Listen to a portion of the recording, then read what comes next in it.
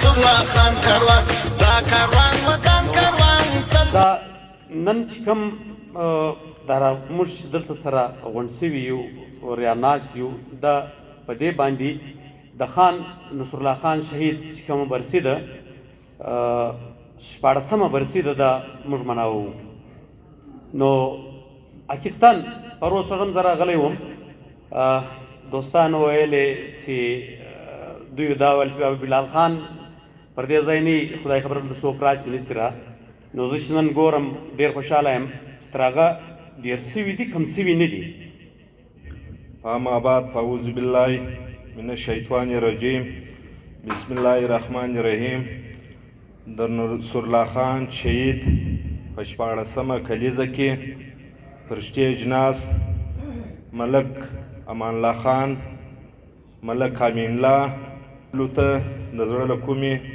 سلام وړاندې کړو. درنو عزیزانو، نن چې موږ کومه ورځ لمانځو دومره خبره به وکړم چې نصر الله کاکړ د ژوند هغه ځلانده ستوری ولو چې هغه ټول عمر غیرت په حواله د همت په حواله او د مهنت په حواله تېر کړي. شهید په هغه کې ډېره لوی برخه ده او د ده کارنامې ذکر دي. داسې چاپ شي تاسې به یې ووینئ انشاءالله تعالی. دا یو سبق و، دا یو درس و، دا د مظلومو قومونو او د مظلومو انسانانو د دفاع یو غر و. په دغه لار باندې د بلال جان د تګ زه ډېر خوشحاله کړم او د ده په دغه غیرتمند خاندان باندې د ده سماجي خدمت زه ډېر خوشحاله کړی یم.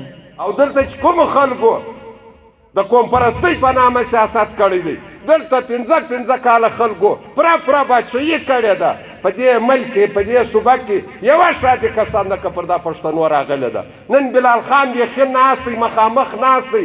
دی خالي د وزیر اعلی PS و. ده چې په دا 3 کاله د دې صوبې د دې ځوانانو د دې پښتنو کم غم خوړلی دی، هغه دلته وزیرانو منسټرانو کسان ده که خوړلی دی. ما په خپله د ځوانۍ 3-4 کاله ډېر زندې انتهایي په سختو شپو کې ورسره تېرې کړي دي. نصر الله خان هغه د انګریزي لفظ دی سټیټس کو زموږ ته ویو. دغه موجوده نه خبره څنګه موږ تقسیم سره وکړو چې بس حالانکه پښتانه وایي زرنده که د پلار دم په وار ده، نو دلته خو چا قبضه وکړله دغه بیا مستقل قبضه ده. واید شهید نصر الله خان چې سپي په تاڼه کې تر غاړه ونیوی چې دا ته د یو کس سره نه اخته، دا د یو کور سره نه اخته، دا د دې وطن د یو خاندان د یو قوم د خلکو سره ته اخته یې. که چیرې موږ اوس وغواړو موږ په یو میسج دا ګرد وطن بندوی سو. زموږ هم دغه کوشش دی، ولې چې د شهید نصر الله خان کاکړ کمبله خالد کاکړ کمبله نه وه، خالد سید کمبله نه وه. هغه د هر قوم د هر مظلوم د هر چا کمبله وه او موږ انشاءالله پر هغه میشن روان یو. که چیرې په دا پوه سو چې موږ په دا میشن سره کوتاهي وکړله نو هغه ورځ دا لار په خپله هیله کوو. د مشرانو څه مې دا خواست دی چې قومونه سره یو کوي. دی را روان وار در دې کامیابوي، دا میشن به در دې زیات پر مخ روان یې. دا خلک د دې نه وباسي چې کرسۍ ولاړه نو مجلس ختم سو. موږ ته یې داسې ټیم نه دی تېر کړی چې د کرسۍ بعد به مجلسونه ختمېږي.